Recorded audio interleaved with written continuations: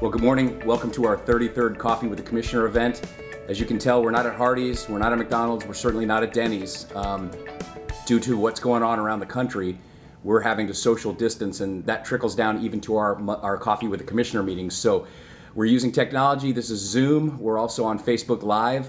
I'll be taking your questions a little bit later for the experts that are joining me today. So if you have questions, I've had numerous people already give me questions to ask. This morning, we're very fortunate. We have with us this morning, we have Janice Gilley, who's the Escambia County Administrator. We also have Mr. Eric Gilmore, who's Escambia County's Emergency Manager. And then a little bit later this morning, we'll be joined by Mark Faulkner, who is the CEO of Baptist Hospital here in Pensacola.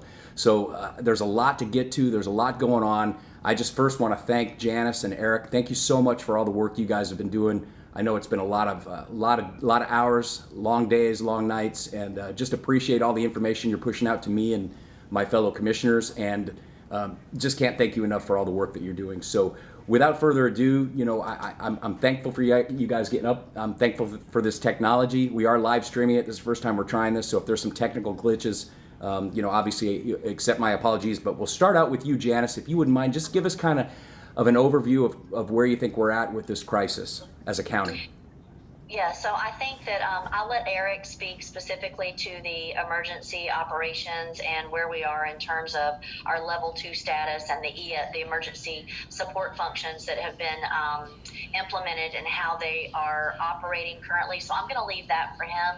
But what I would really like to focus on are all the good things that we are doing for the county and for the citizens to try and protect them. And I hate to use the word normalcy, but try and provide services that let them know that their government is still here to try and help and protect them. So some of the things that you're aware of is we have been working with Community Health Northwest to provide testing sites at Cantonment now, which opened yesterday, and then also Brownsville. Unfortunately, Brownsville was outside, and because the weather had to shut down a little bit yesterday, but we are still continuing to provide those sites for those services and tests. Some of the other things that we're doing, our libraries and our community centers are still working with Feeding the Gulf Coast to hand out thousands of meals. We are going to be partnering with the schools. I talked to the superintendent yesterday, just making sure that if students need access to internet, that we will be able to help them out at our community centers and our libraries in the upcoming weeks as they need to start looking at how they will complete their coursework that their teachers are giving them. We just, so that everyone knows, we are not looking to cram a lot of students into one confined space. That is not what we're doing. We will be looking to specifically schedule out those visits by either students and their mentors or their parents to, if they need access for the internet to submit their classwork. So we already have a plan in place in terms of the facilities that we would utilize, the bandwidth and the internet access that we have, but then also making sure that everyone is spread out. But we already know the capacity at those facilities so that we are not creating a bad situation. So I want to make that very clear for anyone that had concerns about that. Hey, Janice, let me just ask you a quick question about that. We know from Superintendent Thomas that all the students from third grade up all have their Chromebooks, and if they're not able to have internet access at home, did I hear you say that they would be able to come to even though our libraries are closed, they would be able to come to our libraries to utilize the internet connection, the Wi-Fi? Yes, sir, and our community centers. So we have a list of the community centers. We already know what the bandwidth is, and we know what the capacity would be, either inside the building or actually in the parking lot or right outside the building. We do have some internet that reaches outside the doors. So the goal is that we would be able to work in cooperation with the school district, the parents, and the teachers if there were students that had needs. Okay. In the north end in particular, the bandwidth is really not optimal, but also from my conversations with the superintendent, it does appear that they've put a lot of the work on flash drives for the students. Okay. So they should have their workbooks so if they have their Chromebooks, they should be able to get their work accomplished, but we just want to be there as a safety net in case they're not able to accomplish work that they may need to turn in on the internet. Some of the other things that we're doing, we are doing the mobile hand washing stations for the homeless. Oh, good. We've been doing that with the Waterfront Rescue Mission. We do have a couple of other entities that have reached out to us and asking us if we could help them with hand washing stations as well. So we are looking out for the homeless and the more vulnerable in our community in that way. Supplies, we are helping with some drives to help with supplies for emergency first providers. And we are working in cooperation with like Panera Federal, Blue Wahoos, Grover Teas, and also other chambers of commerce in terms of collecting those supplies for the first responders. So there are lots of things that we're doing. And then also the other thing that you're aware of, we will be having our board meeting tomorrow, and we have provided an opportunity for folks to do their public input online so that they won't be uncomfortable and have to come to the facility. So we are providing electronically the opportunity for folks to participate in our board meeting. And then one more thing, we are still doing the neighborhood cleanup on so we are still doing the neighborhood cleanup on April 3rd, which is Friday. And the reason why we're still proceeding with those neighborhood cleanups, those are where we actually use our equipment to pick up the materials and put them in the trucks versus our regional roundups, where that is a more person-to-person exchange of materials. So we are going to continue the neighborhood cleanups. We're not going to continue the regional roundups, but we are still giving the opportunity for people to clean out their houses, do the spring cleaning, and continue to find ways to stay healthy in their own environment. Right on. And my producer is telling me that I need to speak up, so I'm going to go ahead and use this mic. Hopefully that helps the situation, because I've got my lapel mic on my laptop. Again, new system here, little technology, little challenges, but we'll figure it all out. Eric, before we talk about coronavirus, I wanted to ask you, I know we had some weather that went through yesterday. Ironically, one of the guys I work with during the day, a limb fell off of a tree and smashed the top of his truck. So I just was curious, did we have any damage in Escambia County from that went through? I know that there was a couple tornadoes that went through a little north of us. Did we have any damage here in Escambia County? We did have some trees down in the north end of the county, out toward Walton Hill area on the west side of the county. We had several trees down. We had large limbs down. As you buddy had one on his truck. We had several land on fences, and one did land on a house. But no tornadic activity or anything. So. Well, good. I'm glad to hear that. I mean, it could have been a lot worse. Okay, well, let's get to the coronavirus. I know you've been spending a lot of time at the EOC, and how is that all going so far? Give us an update of kind of what's happening at the EOC every day. I know you guys are sending out that sit rep, which is fantastic. One of the things, Janice, that I've asked Janice to do is to include data from the hospitals about the ventilators, and really appreciate, Eric, you getting me that information yesterday, and I will report for anyone who's watching, the total number of ventilators available in Pensacola, according to what I received from you guys, is 227 ventilators, and that's between the three hospitals. And so far as I've been told, as of yesterday, only 39 of those are being utilized right now. So we have 83% available capacity. And that's a question I'm going to put toward Mark Faulkner when he comes in a little bit later, because I think that's something important for citizens to know in real time. If you guys remember back to the meeting we had 2 weeks ago Thursday, and that was a question I put to the hospital CEOs. How many ICU beds, how many beds do you have available, and really how many ventilators do you have, and how many ventilators are being used?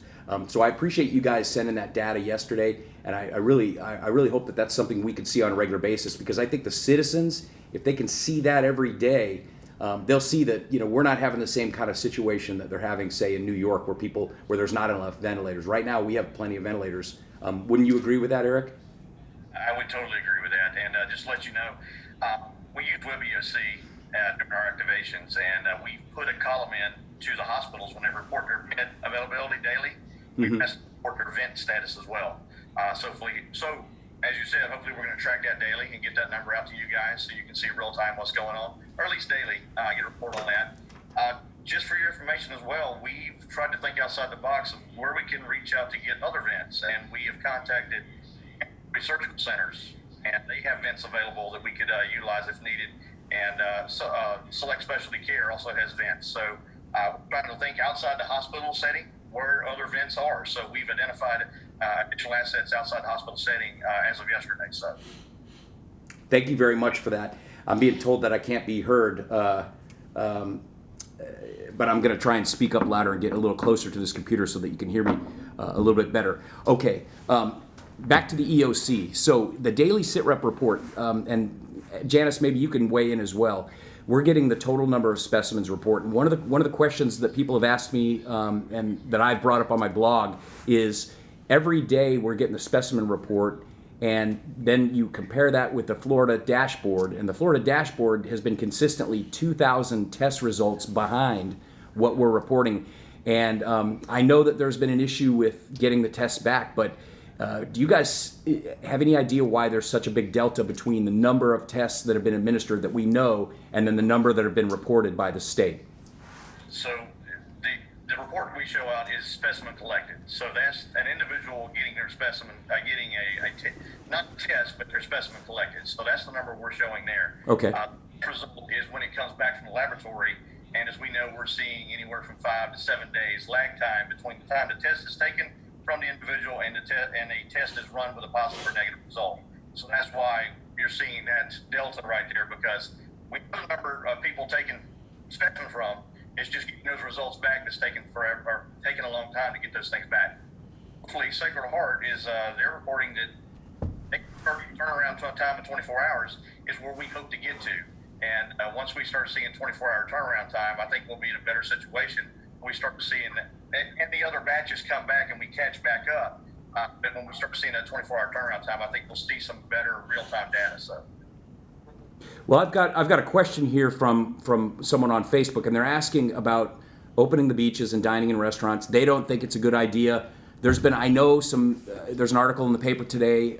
There's a lot of people talking. I know even last week at this time, with the data I had last week and some of the conversations that we had with Dr. Lanza, I think said, hey, I'd love to be able to go to the beach again. But obviously, I've had a lot of emails about the beach and not opening the beach. We had a lot of questions about bingo parlors. Tell us about the bingo parlors. Is that something that we're not in control of? Is that I literally had several emails. I had a person call me, Facebook stuff. They go, why are the bingo parlors allowed to be open? Can you answer that, Janice? Yeah, so as I have not physically been into a bingo parlor, but they have not been shut down yet by the community in terms of, some of the things that we've looked at have been the movie theaters, the restaurants, and things like that. So we have not shut down the bingo parlors from that perspective, but I've not been inside to see what the capacity, how many they have visiting and how many they have inside there. So that's one of the things that we're hoping to find out today, if they're doing the social distancing and things like that. But they are not one of the entities that we've shut down. It doesn't mean that it isn't an entity that we couldn't shut down, but at this time, they currently, they have not been closed. Okay. But they should be practicing the minimum, they should be practicing the 10, and they should be practicing the social distancing. Well, okay, so I know we haven't closed them, but do we even have the authority to close them, or is that totally regulated by the state and the governor? As a county commission, we could say that bingo parlors are closed. I have had conversations with the state about this, and they have asked us to make that decision in the county level. And as an example, some of the East Coast counties have shut down what are called internet cafes, right? And which are of a similar, in terms of a place where people congregate. They have shut those down in other communities. Okay, I got a question now coming in from Phil. And I believe that I know the answer. We do have the authority to close down the beaches in the county, but I think the question is, what about the federal beaches, the Gulf Islands National Seashore? Now, I remember from the meeting, Dan Brown, the superintendent, was at the meeting, and he said they typically follow the lead of the county. But as we saw over the weekend, there's still a lot of folks that are taking their boats and pulling right up on the federal beach, and we're not allowing them to do that on our beaches. So help me understand what the difference is there and who can enforce it. So what happened is the Fish and Wildlife, which is a constitutional entity, has set a executive order. And in that executive order, they've been very clear that they are asking for social distancing for the beaches. So if you are in a boat they want you to have less than 10 people. And if you are in an area where you have a lot of boats that congregate, for example, Fort McRae, what they're asking is that they be at least 50 feet apart. And so they are asking for Fish and Wildlife and potentially the Coast Guard to help and have a presence to help regulate those. I did have a conversation with Superintendent Brown of the Gulf Islands National Seastore yesterday, and he is now very aware of that executive order from the Fish and Wildlife. As with any entity, even our sheriff, it's very difficult to have enough people to go along the coast and enforce that.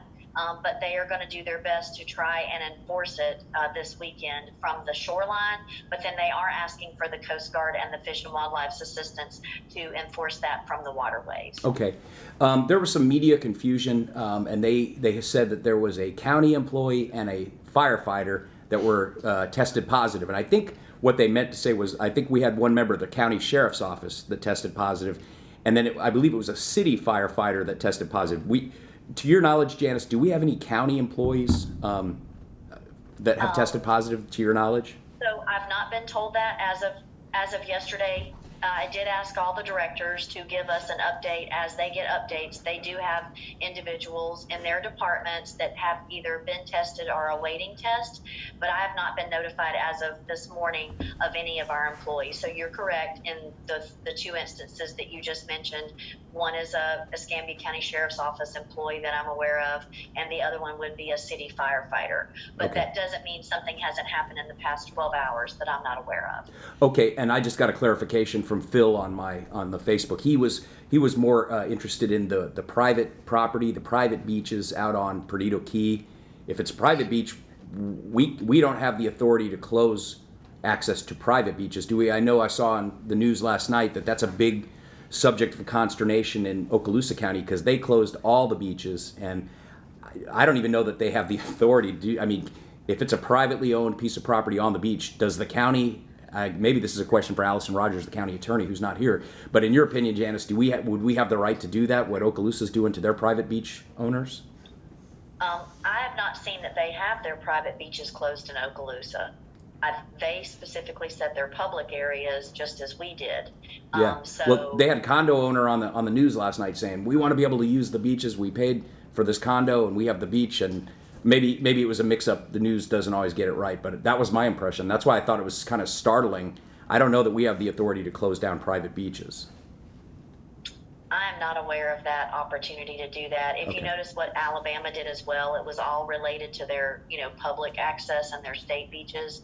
And that's the unique situation that we have where Pensacola Beach, we've not given up that right of Pensacola Beach to have any specific private beach. Whereas on Perdido Key, there is the opportunity for private beaches. Well, let's talk about technology. I'm going to switch gears on you guys a little bit because Eric, I don't know if this is something. Let's talk about teleworking. A lot of companies are moving that direction. I know over the weekend my internet was terrible. My kids were yelling and screaming at me, and I think what I understand is the internet is just being crushed right now with people at home, either streaming entertainment content or working from home. But what aspects of your jobs, Eric, and people that work for you, do you think would ever be compatible with teleworking or any? We're kind of real time, so we kind of have to be boots on the ground type people and Sure. in the monitoring. And now while we are doing that, and we do have people here because we have to be real time, face to face, boots on the ground, because we're receiving PPE shipments weekly. So we've got to be here to receive those things, monitor. We're doing a lot of remote. We're not asking certain entities to be here if we can communicate with them, telephone, webcam, or this type of technology, and we're doing that with hospitals daily. So we're getting in, and we're using WebEOC, which is a reporting board that's internet-based or web-based. So anybody can sit at their house and update for their facility what their status is and everything. So if they can do that, we're asking them to play with us remotely and not come to the OC. For those partners that we need to be here for face-to-face, such as our ESF 11, 15, and 6, which is our mass care, food and water, and our volunteers and donations, and especially our ESF 8 health and medical group that are sitting here tracking down these numbers, collecting all this information.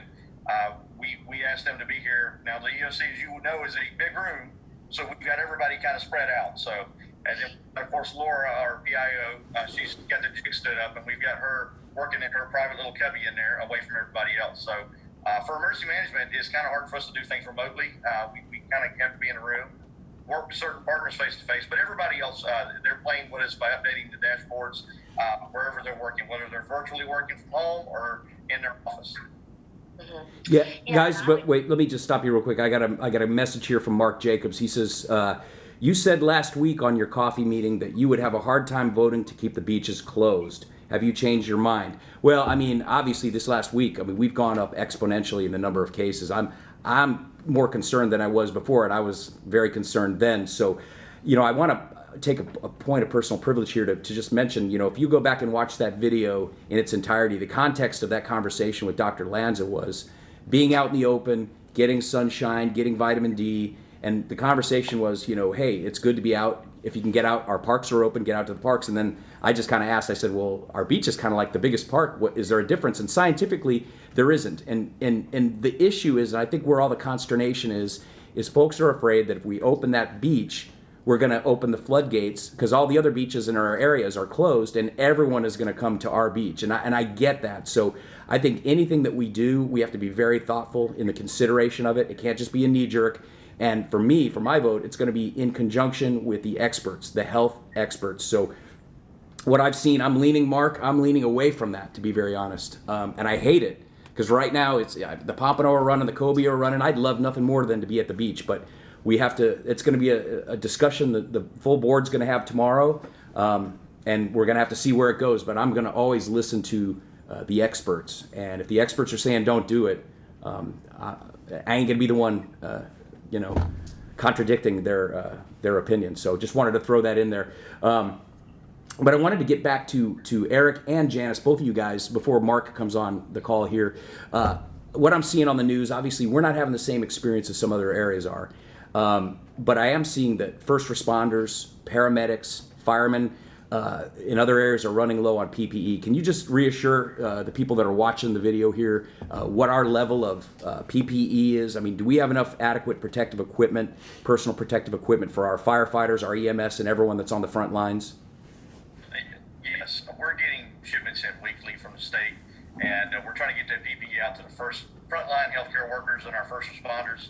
As a matter of fact, we used a PPE cache from the state for first responders on Sunday, and we divvied that out to EMS, fire, and it's city fire as well. And then we received a hospital cache just going just to the hospital. So as it stands right now, we have a pretty good supply in the area.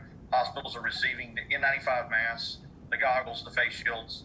The things that we still are having a hard time even the state getting is hand sanitizer, but soap and water will do. So don't forget, soap and water still works. Mm-hmm. Hand sanitizer is still kind of one of those hot commodities that it's hard to get. So, but we are getting masks and face shields. Okay, very good. Well, back to the beach. It looks like folks are really interested in the beach topic. So Steve has a question. Pensacola Beach is all public beach. Well, it is, but parts of the Sound side, there's a couple lots out there that are actually privately owned. Janice and I have discussed this. So the question is, why is the Sound side on Pensacola Beach not being closed off everywhere? Doesn't this mean all areas on Pensacola Beach Sound side and the Gulf side? Well, I know, Janice, do you want to talk about the two properties out there on the Sound side that are actually privately owned? Yes, our understanding from the leases is that the RV park and the Portofino both have leases that go into the water, basically, for lack of a better term. And so those two facilities do actually have beach access to the water as private entities. Okay, so I think that answers Steve's question. And I think, yes, and someone just wanted to give a clarification, and this is probably someone who knows. She said, no, it is all the beaches in Okaloosa County. So I guess their order extended to private property. That is a very interesting legal question. And I should have invited Allison on here because I love to ask her lots of questions. But my way of thinking, and I asked a lawyer that I trust, and I don't really like lawyers too much except for one. There's only one that I really trust. It's my brother. But, the Gulf Islands National Seashore is federal property. So the Fish and Wildlife Service is a state entity. So how can they really enforce the rules on federal on the federal beach? And how does that work, Janice? Who can the federal authorities, Dan Brown and the federal authorities, delegate enforcement to a state entity or even the county? How would that work? At this time, I'm not aware. So we do have some mutual aid agreements with the island. With the Gulf Islands National Seashore, like in terms of like our medical director, they do oversee their medical issues on the island. I'm not aware of a mutual aid specifically with the sheriff's office for enforcement, and that would be the only other entity. And so when I spoke with Dan yesterday, he did not mention needing any particular county or sheriff's assistance. It was mostly related. We talked about FWC in terms of the waterways, and then potentially the Coast Guard. All right, Janice, I see Mark has joined us. Mark, let's do a mic check right quick. You here with us? Yeah, test 1, 2, 3. You're here. I can hear you. Janice, didn't mean to cut you short, but now Mark's on board. Hey, Mark, real quick before we get to you, I have one question from one of my counterparts in Santa Rosa County. Sam's joining us. Sam Parker, District 1 County Commissioner in Santa Rosa County, has asked Janice, and this is not a bad question, does Escambia County plan to move the Board of County Commissioner meetings to an online platform similar to what we're doing right here this morning? Is that the plan, or do you continue to have all the commissioners meet in person? Now, Sam, one thing I know is that the governor has allowed meetings to take place. He's relaxed the sunshine rule to the extent that certain commissioners can call in, or they can Skype in, or they can use Zoom like we're doing here. So that's something that he's allowed given this pandemic. But Janice, I know that the chairman in our Commissioner Barry, the chairman of the Board of County Commissioners here in Escambia County, has requested that we make some accommodations for our meeting that's going to happen tomorrow. Janice, do you want to go through with exactly how we're going to conduct the meeting and what accommodations we're going to make tomorrow? Yeah, so I would say that what we're doing is we are strongly encouraging folks to participate with our public input online, very similar to what Santa Rosa County and Okaloosa County did in the past week or so that you can fill out a public input form. It will be part of the record, whether it be for public forum or per agenda item.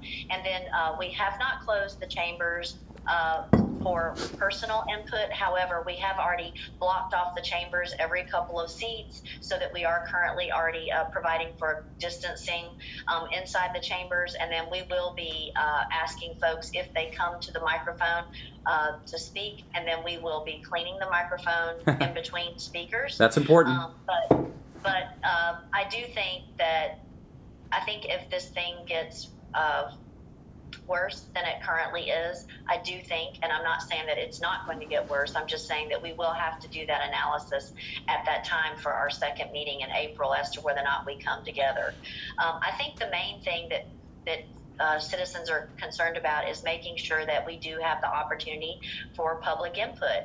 And I think as we get better at providing that input, either like we said with an input form online, or even maybe instantaneous questions like you're seeing right now, I think as we work through that, there'll be opportunities for the chairman to consider whether or not we go fully online. Thank you. I will share this with you. We do have a bit of an antiquated system here at Escambia. I know that Santa Rosa and the city of Pensacola have a much more robust program, and it is part of my budget for next year to look for us a better platform upon which to handle our agendas. Very good. Well, I appreciate that update. And so, Sam, I think that answers your question. So without further ado, Mr. Faulkner, thank you so much for taking time this morning to join us. I know we're in the midst of something crazy, unprecedented, and appreciate your leadership. I know you and your team there at Baptist Hospital been on the front lines. And I just want to express, just from me, please let all your doctors, nurses, everyone, the staff members at your hospital, just please let them know how much I appreciate what they do. And I know I speak for the community when I say that. I mean, it's heartbreaking watching these stories on the news each night of these nurses and doctors around the country who are, they're compelled to do their job and go to work, but they're also concerned for their own families. So I just wanted to say that, and I hope that you'll express our appreciation for what you all do. So with that, I want to hit you with a couple questions. Last week when I had this coffee meeting, I specifically asked Dr. Lanza about wearing masks versus not wearing masks. In the Far East, culturally, there's a lot of folks that wear the masks. I lived in Japan for many years. People wore masks back then. That was before the pandemics, before SARS and everything else. But what Dr. Lanza told me last week was the recommendation, the guidance is do not wear a mask unless you're sick. But help me understand the dissonance there, because everyone in America is watching healthcare workers that are around sick people, and they're all wearing masks. So if it helps protect them, how can it not protect me if I'm in the grocery store? Can you help me understand that? Sure. So a couple of comments. First of all, I look forward to extending your gratitude to the team, and it's felt and it's greatly appreciated. I'll come back to that in a second. So I'll say this: there's a lot of data. This thing changes every day. If you have read some of the commentary from CDC over the last 48 hours, they're now becoming much more open to recommending wearing masks for the general public. Now, in the healthcare setting, we wear what are called N95 masks. They're much more restrictive in terms of the airflow and the particles that can come in. So in the healthcare environment, those patient-facing caregivers are wearing a mask to protect themselves from getting the infection through air droplets. In the public environment, it's the opposite. If you're wearing a mask, you're preventing yourself from being that spreader through your coughs and sneezes and whatnot. And the interesting thing is about 25% of the confirmed positive cases in the United States are asymptomatic, meaning they don't know they have it. Wow. Showing no symptoms or even mild symptoms. So unknowingly, they're perhaps being the spreaders. So if the CDC moves to a recommendation that we all wear surgical masks, not the N95s, but the surgical mask, it's simply to prevent us from being an unknown spreader of this condition. Now, one of the reasons why they're a little hesitant to make the recommendation is there is a national shortage on these surgical masks. And so clearly in the healthcare setting, whether there's a nursing home, a doctor's office, or a hospital, we're the ones that are disproportionately exposed to infected patients. And so I think the CDC is waiting on that supply chain to catch up so that we know that the high density, high risk personnel throughout the country have adequate masks. Then they'll perhaps make the recommendation to the public. So that's the reason why this is fluid right now. Last week it might have been this, today it might be different, next week it might even be different again. No, that's a great answer. And one of the things that I was thinking, I tend to be on the cynical side, was, wow, they're telling us not to wear them because there's not enough out there to go around for the hospital people, which, I don't know if that, I'm glad to hear that they're changing, because it seems to me, I know, just listening to what you said, it would make the most sense for everyone to wear them. If you're symptomatic, wear it. If you're not, wear it. But I guess that's if supply wasn't an issue. So I'm going to get to another health-related question. And again, I appreciate you getting up early to meet us on this chat. I'm up early anyway. There's a lot of discussion about hydrochloroquine combined with zithromycin as some kind of a cure. We've heard the president talk about it. We've heard anecdotal studies about it. We've got the real egghead scientists on one side, and I say that affectionately, saying, well, we got to see the data first. But my way of thinking, if I'm dying, I want the right to try it. I want everything, throw it at me, Remdesivir or whatever that other stuff is called. Right. Are we using any of those combinations here at Baptist Hospital locally? To my knowledge, we haven't yet. We do have a limited supply of the medicine.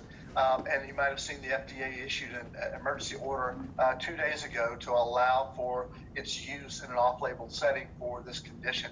And of course, there are other medicines as well that are currently being trialed. The good news is that, I guess good news and bad news, we do have a mass test clinical trial going on right now through many hospitals around the country. So this anecdotal evidence has come from France and other parts of Europe that this combination of drug might be effective, is now in a full clinical test environment. We'll have much more robust data, because right now it does seem anecdotal. It seems to have worked in some cases, in other cases it hasn't. It does have some side effects that can actually cause more harm than good. So we're going through a rapid cycle right now in terms of the clinical trial environment, and hopefully we'll have some more really solid data in the coming weeks. But again, I think for now, our doctors are seeing it as a potential option to deploy here locally. Okay, and I know you work at Baptist, and so you don't speak for Sacred Heart or West Florida Hospital, but you're kind of the hospital guy this morning with us on the coffee. So let me ask you this, because you probably are aware, I'm sure you speak with your counterparts. What is the status of PPE in Escambia County, Florida? Do we have enough masks? We're hearing stories about doctors and nurses putting the mask in a bag and having to put their name on it because it's going to get stolen. Are we running into that situation here locally? There is a national shortage, and we're not exempt from that locally as well. We are using our traditional and non-traditional supply chain. It's been gratifying to see the community respond with donations from the various communities, even businesses. So we are accepting and taking all of those as well. We are pursuing those supplies again through our supply chain. We had a delivery yesterday. We're going through the Emergency Operations Center, making those requests through the state. You guys have been very helpful in accommodating that both in Escambia and Santa Rosa County. So by every means, we're gearing up with those N95 masks, with the isolation gowns, with the surgical masks, with the face masks. Again, and the reason is not just to protect the safety of our team members and their loved ones, it's also to protect capacity to care for patients. If you look at what's happened in Italy and Spain, when 1 out of 7 or 1 out of 10 of the infected people in that country are healthcare workers. Right. That has depleted the capacity. It's not just about bricks and mortar and beds and medicine and equipment. It's about people. So we want to make sure we protect the front lines from getting that. So yes, we are experiencing a supply chain shortage. We are mindful of the usage. We have tested a CDC approved and FDA approved method of sterilizing and reusing masks. We have a robot that uses ultraviolet lighting, and we did a trial pilot yesterday. It was very effective. So good news there is we don't have to keep recycling. I mean, they're using new masks every day. We can recycle. That's really fantastic. I saw that they had approved a machine that could do like 100,000 of these things at a whack. But you're saying we already have that technology here at Baptist Hospital, so you could take a mask that a nurse has worn all day, run it through the machine. How many times? I heard the machine that I heard about said you could use it about 20 times. Is that about the same? Yes, we're following that guidance right now, and we do think that we can use these over and over and still protect the safety of our patients and our team members. I have a couple quick questions for you that just came through, and I'll throw them at you quickly. Someone is mentioning, can you make a homemade mask if you're concerned and you don't have an N95 mask? Can you use? This is probably not. They asked if you could use like a filter bag for a vacuum sweeper. Have you heard of anything like that? I've heard anything from people using coffee filters to diapers. Diapers? Yeah, really. Just put the Velcro around. If it's a non-N95 mask, again, you're largely protecting others from yourself, exposing yourself to them. But there is some, I think I read some statistics about 50% effective using just a surgical mask or something similar, homemade even, about a 50% effectiveness of that disease not being transmitted. Again, that came from Dr. Fauci. I saw that yesterday. So he basically said something's better than nothing, although it's not 100% effective. Okay, and then the other question from Lisa is, are they going to be testing the healthcare workers, since they are the 25% of the individuals, they could be the individuals not showing symptoms? Yes, so every day we test our visitors and patients as they come in, as well as our staff are displaying if they're having concerns or a test that they're not symptomatic, we test that. Every time we have an inpatient, we have 5 right now. We stratify our workers into 3 categories: high risk, medium risk, low risk. And we test those that have a high risk exposure, meaning they were in direct patient care for over a certain amount of time and at a close distance. And we want to make sure that they weren't exposed. And we stratify. We monitor all of them. We've got well over 100 here in the hospitals, and about 95 over at Lakeview, that we're monitoring to make sure, again, not only that they remain well for themselves and their loved ones, but also that they don't become those that are affecting others. So the short answer to Lisa's question is yes, we are testing and we are monitoring our staff to make sure they're not becoming victims. Thank you for that. And I guess I'll ask you a question. I'll piggyback on her question. I've heard different things now about whether or not a person who is asymptomatic can actually spread the virus when they don't know they have it. Amazingly, some people believe that, no, you can't spread it unless you're symptomatic. But I've heard otherwise. What's the true scoop on that, Mr. Faulkner? The evidence seems to indicate that you can be a spreader even when you're asymptomatic, perhaps up to 48 hours or even longer before you become symptomatic. Wow. Or you might never become symptomatic. There's new evidence that came out yesterday, I believe, from China that many of their numbers don't report the asymptomatic positives.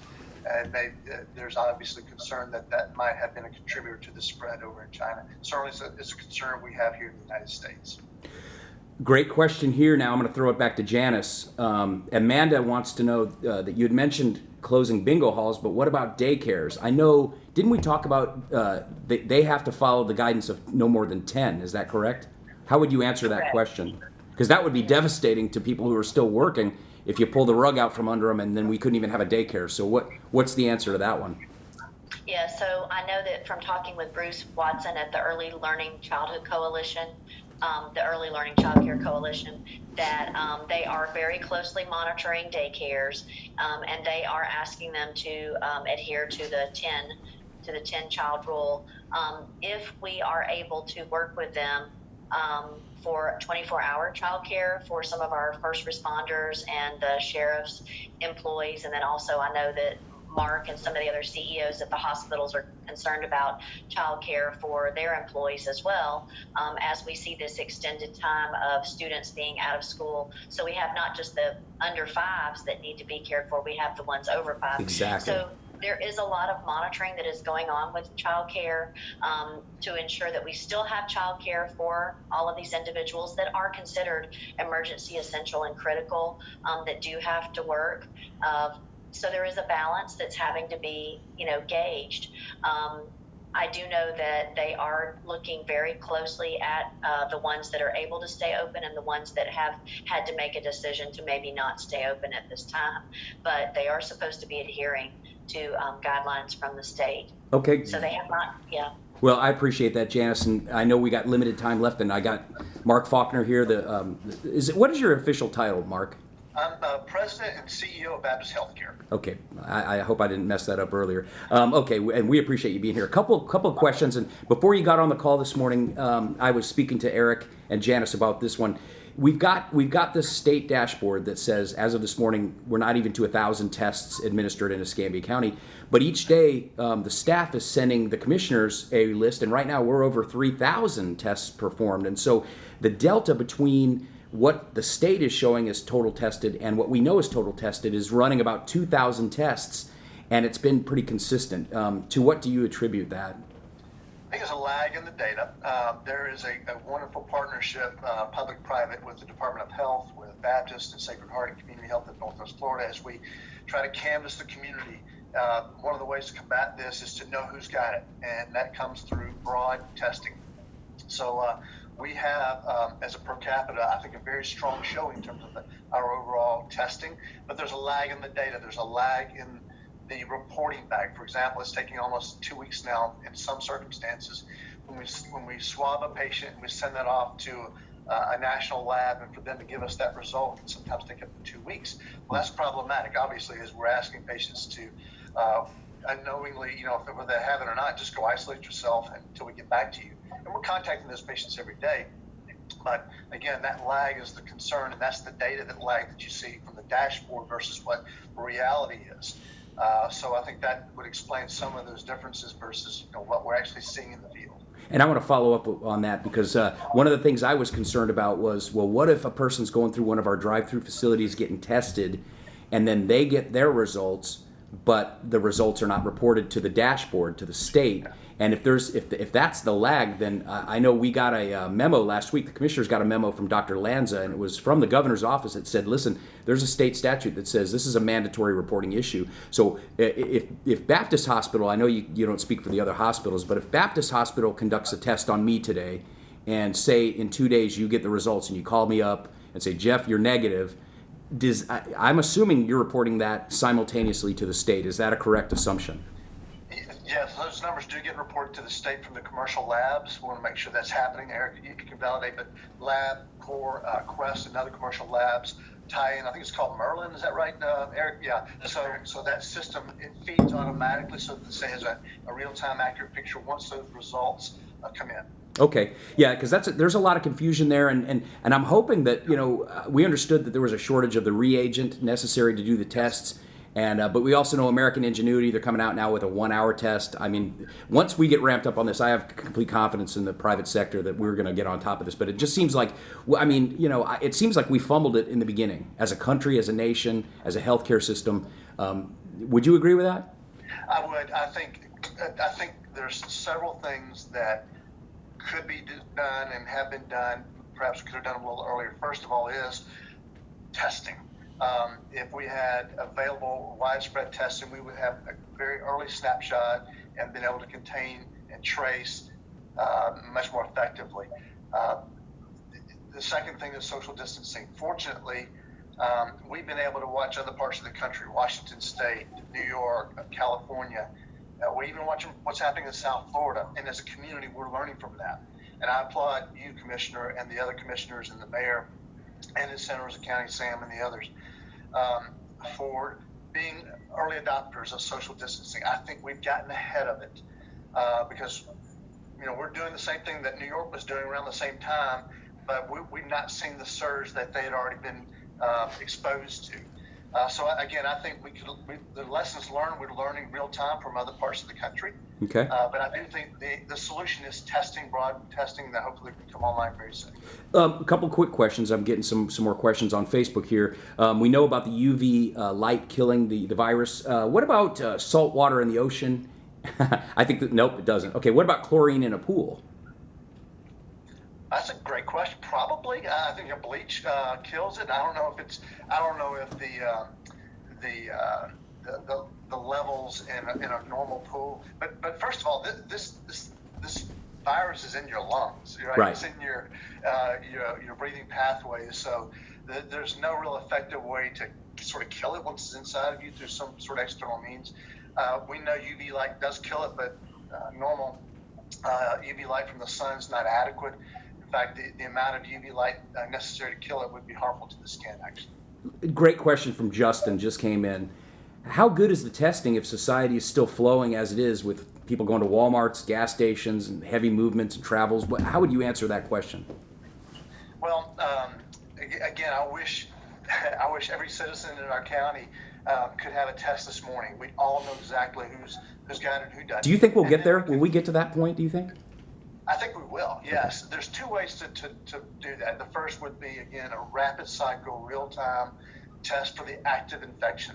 The other is a new technology that actually tests for the antibodies. It won't detect an active infection, but it would be able to tell me that I have been exposed, I have built up antibodies, and I'm likely therefore have some level of immunity. Then I can go about my life as normal. Right. And so that's the other angle to this, is we can sort of have what's called herd immunity by understanding who in our community might have unknowingly been exposed to the coronavirus or the family of coronavirus that has built up some sort of immunity. So I think the combination of those two testing environments will lead to more freedoms in our country. Well, we're out of time pretty much, but I wanted to talk about ventilators real quick before we let you all go. 2 weeks ago during our meeting, Mark, thank you. You were there. The president of Sacred Heart was there. The president of West Florida was there. And, I asked some pretty pointed questions.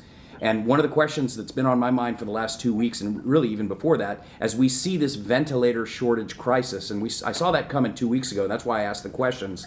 I think one of the important things that we need to have daily on our SITREP, Eric, and I'm gonna hammer this again because I think it's very important, is we need cooperation from the hospitals, Mark. We need to know daily.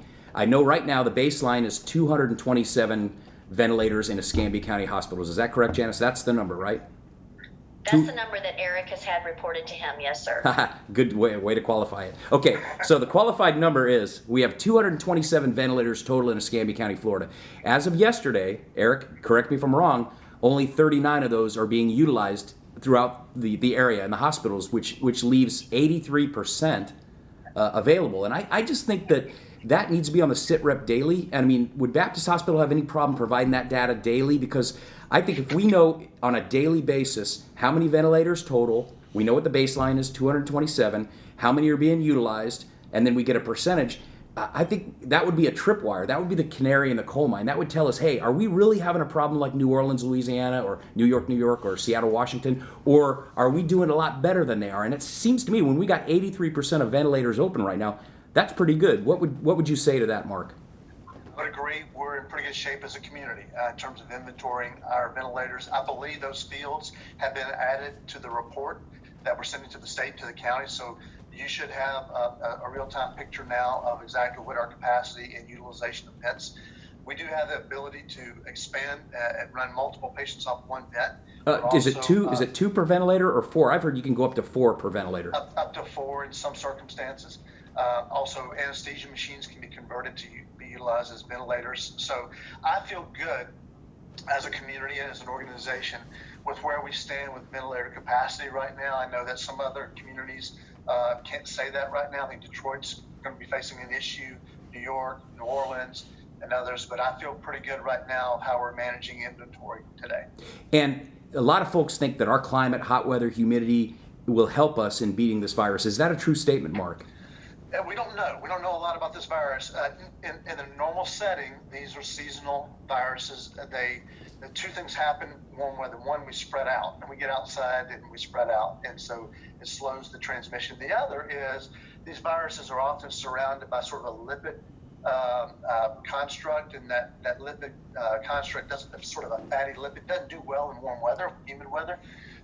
So I think the combination of those two things might help. It won't eliminate the virus, but I think it might contribute to slowing down the spread. And a final follow-on, and then I promise I'll let you guys go. Again, before I ask this final follow-on question, thank you, Janice. Thank you, Eric. Thank you, Mark, for taking your time this morning. You know, these Coffee with the Commissioner events, they're changing, but our whole country's changing. So I think this format works well. At least, you know, we're doing our social distancing, although I miss sitting down with a group around the table and really having a chat. But we're going to keep doing this on a weekly basis until we get through this crisis. And Mark, I'd love to invite you back if this is a time that works. I mean, you're the guy with the information. You're the guy that I want to ask questions of. So I hope that you would join me again if we have this, if you'd be willing. But the final question is, okay, so where you got 39 ventilators in use right now, how does that compare, and is there any way of knowing how that would compare to a normal time, say last year at this time? I mean, and how many of those ventilators would be used by a person that has COVID? If that could be added to any kind of a dashboard, I think that would be useful information. What do you think, Mark? Yes, about half of our inpatients right now are on a vent, but we have our inpatient COVID positives are on a vent. We have other non-COVID positive patients that are on ventilators today. And I don't think that utilization has changed year over year. We had a pretty bad flu season. We've had some other respiratory issues going on. But I don't think we've seen any different trends this year in the vent utilization. And we just now have the added demand with COVID. You know, we're not doing elective surgeries, as you know. Sometimes some of those cases might require a ventilator. For example, we might do some sort of cardiac procedure that might require a patient to use a ventilator for a brief period of time. Those aren't happening right now. So I think we've been able to bend some of the demand curve on the vents, and that has freed up some capacity for COVID patients. Okay, final thought. About half the people, well, I'm getting a lot of emails. I'm getting a lot of pressure. Most of the country, as you all know, is under a stay-at-home order. I think Florida is one of the few states it's not. Quick lightning round, person by person, just your own opinion. I won't hold you to it. Should the state of Florida close down too? Mark? You know, I think the short answer would probably be no. Okay, that's good enough. I think, No. I mean, Eric, what do you think? I follow along with Mark, so I agree, no. So Janice? Yeah, I think when you look at what it means to close down, it's really not what I think people think it means. So I think that that's not a short answer. Yeah, sorry. No, it's okay. I think at this time, we have to make sure that essential services are continuing to get to folks. Bingo. Groceries, gas stations, transportation, the things that help our society continue to move. And so that requires folks to have to still conduct that business. And so, you know, I think if we were to do martial law or something like that, that's a different conversation. But at this time, I think we have those 16 critical essential services and functions that have to go on for society to continue to be managed. Mark, you get the last word. You were going to say something. So a couple of things. First of all, again, thank you for your gratitude, and thank to the entire community. We're so accustomed to being here to help the community, and it's so reassuring to know that the community's here to help us help the community. You can count on it. And when we see what's happening in South Florida, where 28% of the population reside, but 60% of the cases actually exist, versus what's happening up here, it's only because the community has embraced the recommendations and the policy changes from the county, from the mayor. And so, again, I think it's been gratifying to see the community take this seriously and respond, because that's the only way right now we can slow this thing down is through social distancing. And I see it where I go, and that people are respecting that. So again, I think our story, when we look back at this thing, is going to be different only because of leadership. Thank you, Commissioner, as well as the community that has adopted and complied. Thank you. Yes. Well, I think, guys, we got to leave it right there, but I want to thank each of you again for your time. Janice Gilley, County Administrator, Eric Gilmore, Emergency Operations Director, and Mark Faulkner, President, CEO of Baptist Healthcare. Thank you so much, and we'll see you guys next week at this time. We're going to do this, and if you have questions, you can email them to me, or you can go on Facebook Live like everyone else did and leave me questions. We're going to keep doing this till we get through this, because we're all in this together. Everyone have a great day.